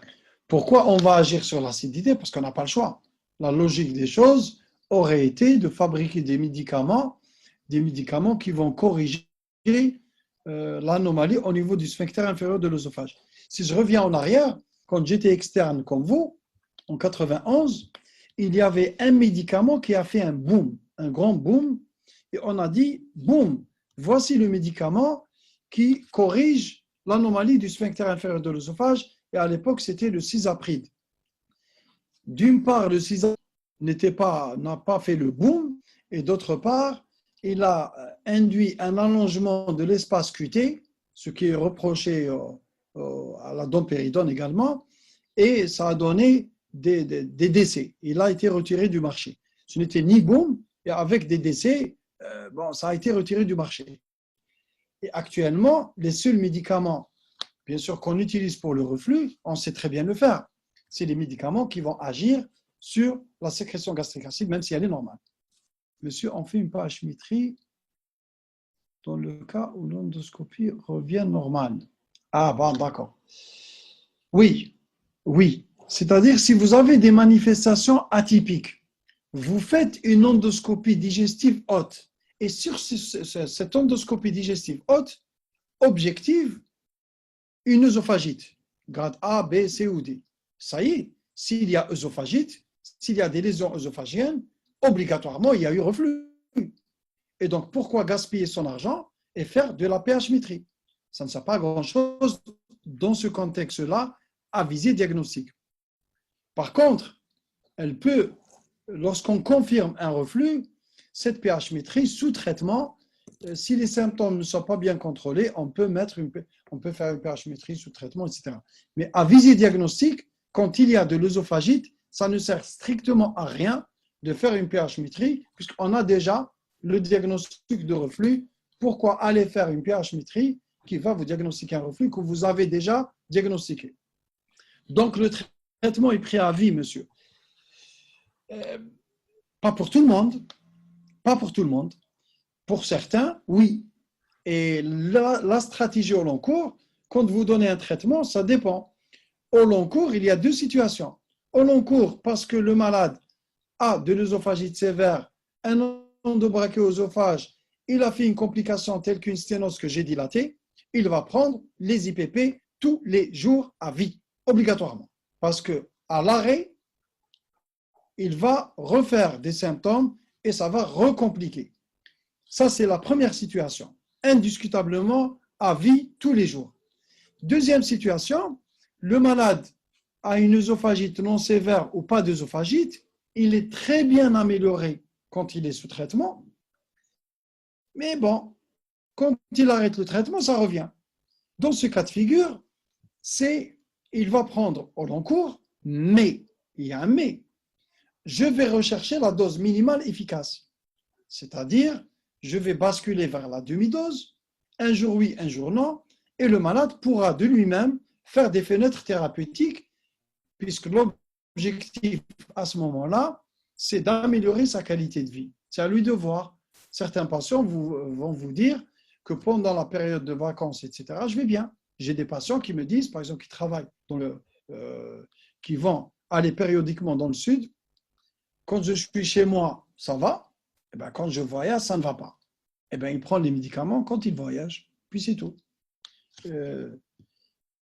Classification des lésions du RGO est la même avec celle… Ah non, pas du tout. RGO, c'est une chose. Caustique, c'est autre chose. On va voir ça demain, Inch'Allah. Que veut dire simple dose? J'aurais dû dire pleine dose. Simple dose, c'est pleine dose. Simple dose, ça veut dire dose unique pleine. Pleine dose. Je vais enlever ce mot simple parce que ça va créer la confusion. Retenez deux mots, pleine dose, demi-dose. Pleine dose, demi-dose. C'est tout. Simple dose, on va l'enlever. Pour patient de poids normal sans oesophagite. Point normal, point normal, c'est le même traitement. Hein. Obèse, point normal, c'est exactement, ça ne change rien du tout. Obèse, reprise des symptômes à l'arrêt du traitement, on va conseiller vivement de réduire le poids pour qu'il ne soit pas dépendant des médicaments. Voilà. On va agir sur l'acidité normale. Est-ce que cela va provoquer un effet secondaire? J'en ai déjà parlé. Théoriquement, oui. Théoriquement, oui. Mais dans la pratique, pratiquement pas. Dans la pratique, ces effets secondaires, c'est vraiment rare. Hein. C'est vraiment rare. Je vais défiler. On parle double dose. Voilà. Double dose, ça veut dire pleine dose deux fois. J'espère que je suis assez clair. On va maintenir deux mots, pleine dose, demi-dose. Double dose, ça veut dire la pleine dose deux fois. Est-ce que c'est clair là? Vous ne pouvez pas répondre. Voilà. S'il vous plaît, l'explication sur le fait dépendre du repas. Les IPP dépendent du repas. Je réexplique que les IPP, quels qu'ils soient, quand on les prend, c'est absorbé, ça passe dans le sang, c'est sous leur forme inactive. Quand ça arrive face à la pompe à protons, ce qui les active, c'est la sécrétion H+, par la pompe à protons. Ça veut dire, si je suis à jeun, l'IPP arrive, la pompe à protons ne fabrique pas H+, et donc l'IPP ne va pas être activé. Et donc, ça ne va pas être efficace. Si cette pompe à protons fabrique un ion H+, ça va activer l'IPP, et l'IPP activé, qu'est-ce qui active les pompes? C'est les repas. Ça veut dire, je donne une demi-heure avant un repas, le temps que ça passe dans le sang, le temps que ça arrive en face de la cellule pariétale, cette cellule sécrète H+, ça va activer l'IPP, et l'IPP activé va inactiver la pompe. Là, la différence classification de Forest. Forest, c'est pour les hémorragies digestives. Vous allez faire le cours avec moi durant cette semaine, Inch'Allah. S'il vous plaît, l'explication.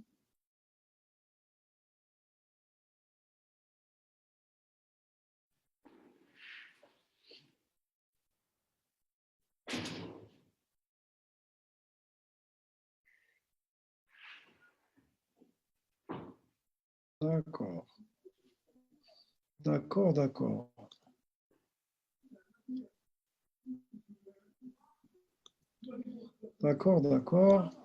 Je laisse ça. Est-ce que la gastrite peut provoquer un RGO? Non. La gastrite, bien au contraire,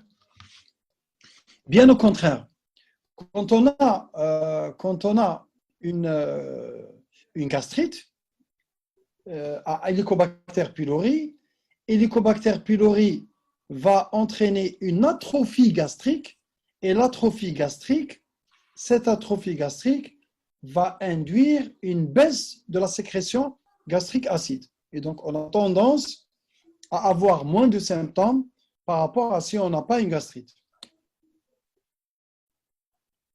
Si un patient présente un trouble de la digestion associé à un RGO, faut-il éviter de donner des antiacides vu que ça va altérer la... Ça n'altère pas la digestion. Non, quand vous traitez.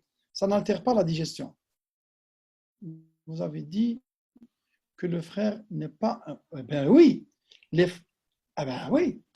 Vous n'êtes pas lié au premier degré avec votre frère et sœur. On est lié au deuxième degré. Moi, avec mon frère, je repasse par les parents pour descendre vers mon frère. Donc, avec les frères, on n'est pas apparenté. Ça paraît bizarre, mais c'est ça. On n'est pas apparenté au premier degré, mais au deuxième degré. S'il vous plaît. Est-ce que la chirurgie qui est délétère est considérée comme traitement? Non, la chirurgie a ses indications.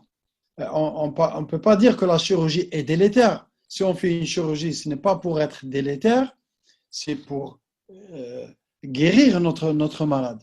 Mais il vaut mieux traiter par des médicaments que par la chirurgie. Sauf si le patient va vous dire, il est jeune, il ne veut pas prendre des IPP au long cours, ou bien si on n'arrive pas à contrôler les lésions d'œsophagite avec une forte dose d'IPP, eh bien ça, on va indiquer la chirurgie, ce qui est en pratique relativement rare, enfin qui est très rare. Association, par exemple, anti-H2 et IPP. Ah, très bonne question celle-là. Très bonne question celle-là.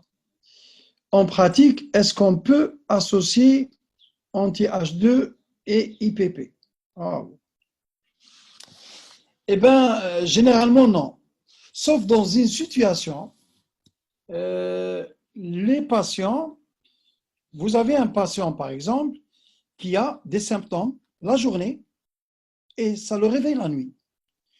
Vous avez donné, par exemple, un IPP, allez, allons-y, oméprazole, une gélule, une demi-heure avant le petit déjeuner. QSP 6 semaines. Au bout de 2 semaines, 10 jours, le patient vient vous voir, il vous dit docteur, ça va beaucoup mieux, mais quand même, ça me réveille la nuit. Quelle est votre stratégie dans ce cas de figure? Dans ce cas de figure, vous pouvez doubler la dose et donner oméprazole une demi-heure avant le petit déjeuner, une demi-heure avant le dîner. Voilà. Malgré ça, vous avez mis un antiacide. Le patient, au bout des 6 semaines, il va vous dire vraiment, ça va beaucoup mieux, docteur. Ma qualité de vie s'est nettement améliorée, mais quand même, ça me réveille la nuit une fois et je suis obligé de prendre des antiacides. Le RGO nocturne, il est plus difficile à régler en pratique. C'est-à-dire les gens qui font de l'RGO nocturne, là, c'est plus difficile. Parmi les solutions proposées, c'est de prendre un comprimé de ranitidine, un anti-H2, c'est-à-dire le soir au coucher. Ça peut améliorer certains patients. Donc oui, dans certains cas, mais globalement non. Pourquoi chez certains patients, on peut utiliser jusqu'à 20 mg d'IPP? Il ne faut pas parler comme ça. 20 mg d'IPP, si vous préconisez de l'ésoméprazole. L'ésoméprazole, la pleine dose, c'est 40 mg. La double dose, c'est 80 mg. Et donc, la double dose de l'ésoméprazole, c'est 80 mg, ce qui est une dose standard que vous pouvez utiliser en pratique. Et c'est la dose utilisée lorsqu'on fait une éradication d'Helicobacter pylori. Je vais en parler plus tard. Maintenant, si vous mettez de l'oméprazole 20 mg et vous arrivez à 80, pour contrôler les symptômes. Ça, ce n'est pas normal. Vous devez rechercher ce qu'on appelle un syndrome de Zollinger-Ellison. Vous allez faire ça dans le cours de maladie ulcéreuse. L'aroxyle pour corriger l'amitriptyline, pour corriger une anomalie du SIO. Non, non, ça ne corrige rien du tout. Agir trop sur l'acidité gastrique n'est pas délétère pour l'estomac, point d'interrogation. J'ai déjà répété 2 fois que la réponse est non.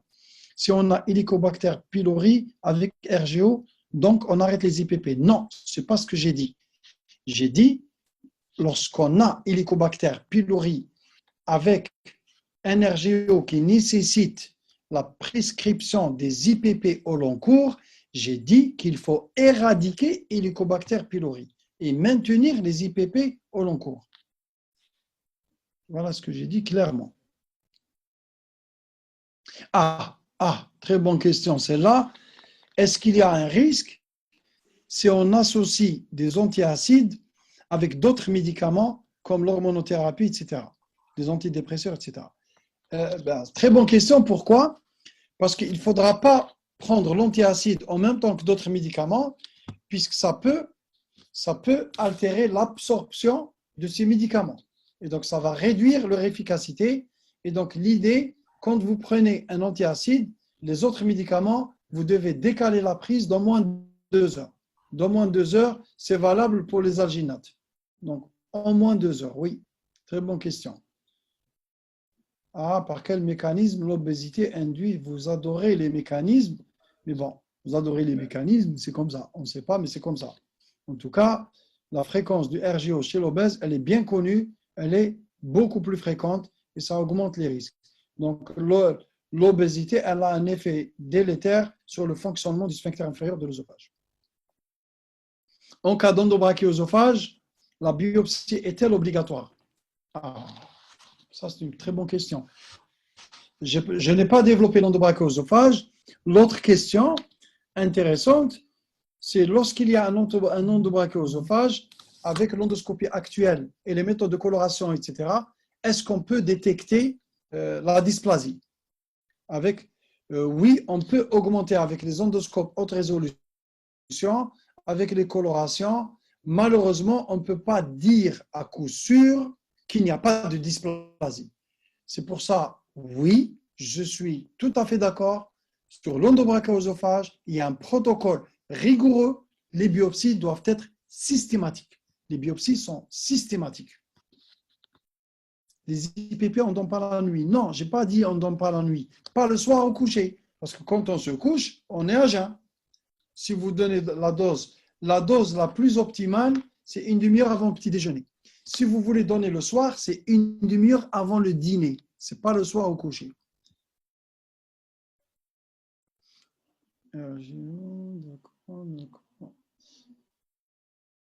Je crois que c'est OK, simple dose, demi-dose. Simple dose, c'est pleine dose, demi-dose. On ne dit plus simple, hein, on enlève simple. Pleine dose, demi-dose.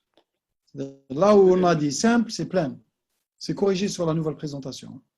Dompéridone est-il contre-indiqué dans ce cas? Ben oui, c'est une bonne question. Dompéridone, il n'a aucune place dans le traitement du RGO. Il n'a aucune place. Dompéridone, il faut faire attention, puisque comme le fameux cisapride, ça peut entraîner un allongement de QT, trouble du rythme, et il y a des décès qui ont été décrits. Oui, d'accord. Dompéridone, il n'a strictement aucune place. Excellente question. Très bien. Est-ce qu'il y a une différence entre les différents IPP? Est-ce qu'il y a une différence sur la puissance d'action, sur le délai d'action, etc. La réponse est oui. La réponse est oui.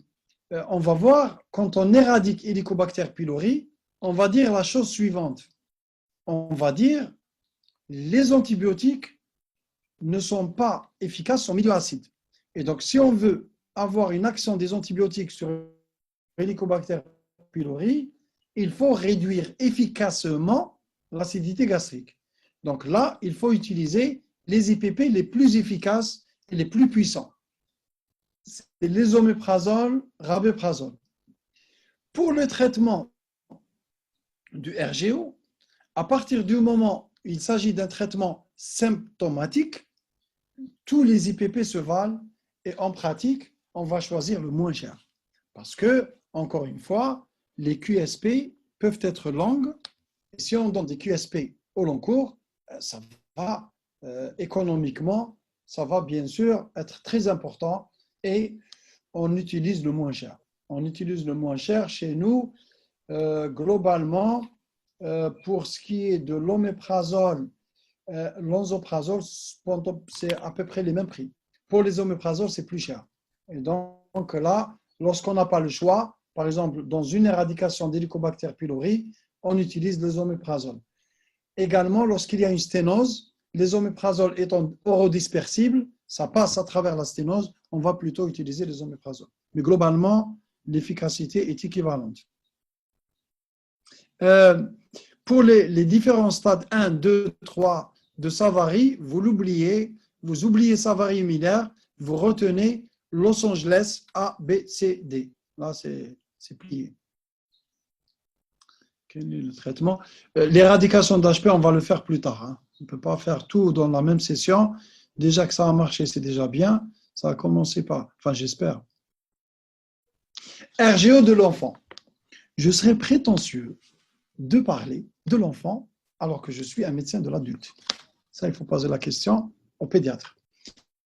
Mais globalement, on utilise globalement la même stratégie avec des doses moindres. Est-ce que le jeûne aggrave le RGO? Pendant le mois de carême, oui. Il y a parce qu'on est à jeun une journée entière et puis hop, on a tendance à manger beaucoup. Donc, ça expose au reflux.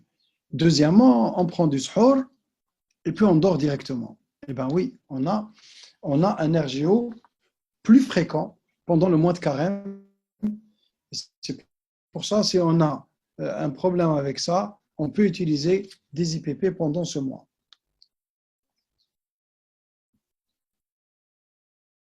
Ah, Los Angeles, je crois que j'ai été clair.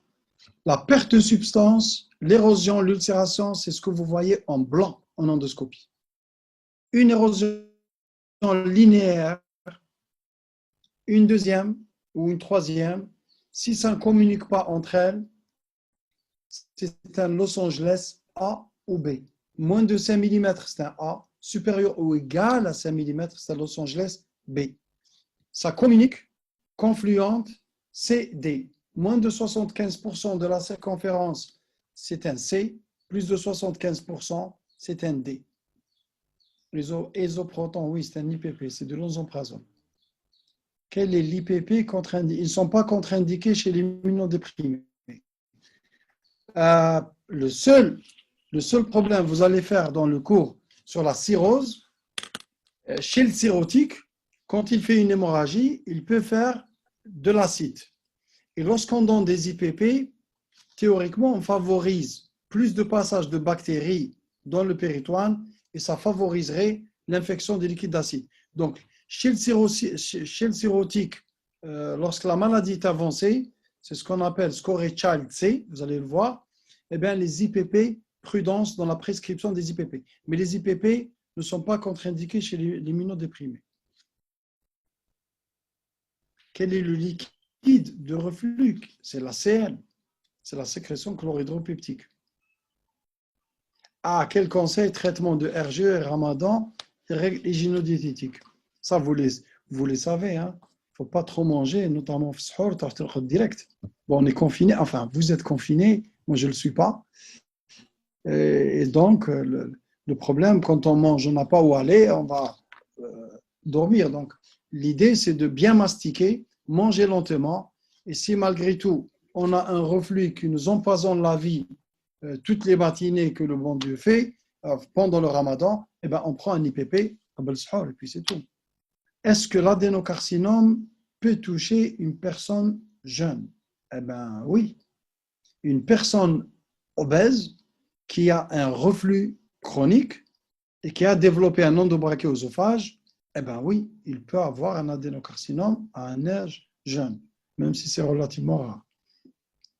Comment éradiquer Helicobacter pylori? Non, pas aujourd'hui.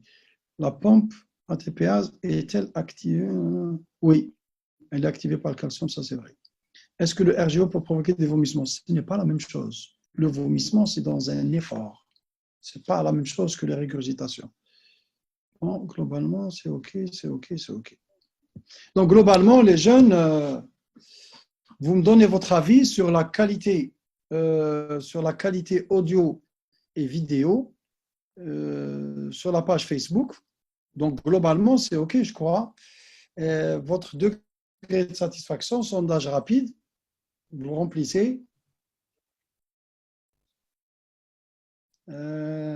Votre degré de satisfaction à l'utilisation de cette plateforme, la qualité audio, la qualité vidéo, comme ça, on pourra voir. Et le soir, je vais vous mettre la présentation que vous devez avoir. Donc, je vous dis à la fin, je ne sais pas si Kizula est là, s'il veut intervenir. Je vous dis Je pense qu'Alim, tu as tout dit. Hein.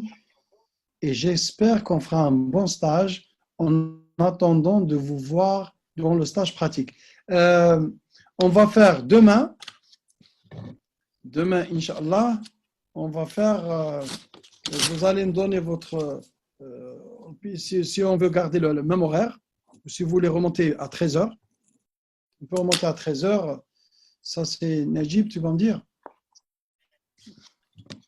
À 13h, demain 13h. Il n'y a pas de souci, docteur Layad, comme vous voulez. Je pense qu'il ne l'écoute pas. Hein. Non, je suis là, je vous écoute. Non, mais lui, il n'écoute pas Layad. Lui, il n'est pas en train de nous écouter. Bon, de toute façon, il n'y a aucun souci, soit 13h, soit 14h.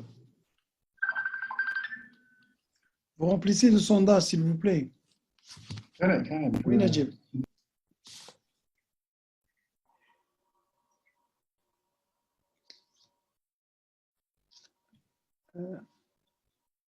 Non,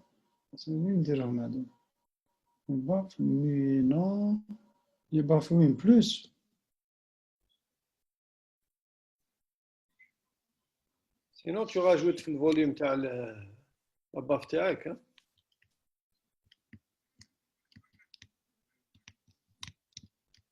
شو اسمه؟ بس أنا ماذا بيا je corrige اليوم. علاش pourquoi il y a un problème?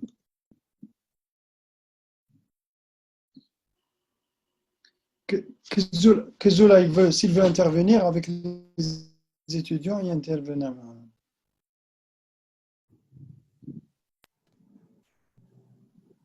Docteur Zoula, est-ce que vous avez quelque chose à rajouter? Tout dit, hein, donc grosso modo, il n'y a rien à ajouter. Donc il a répondu aux questions, il a fait le tour de la question. À mon avis.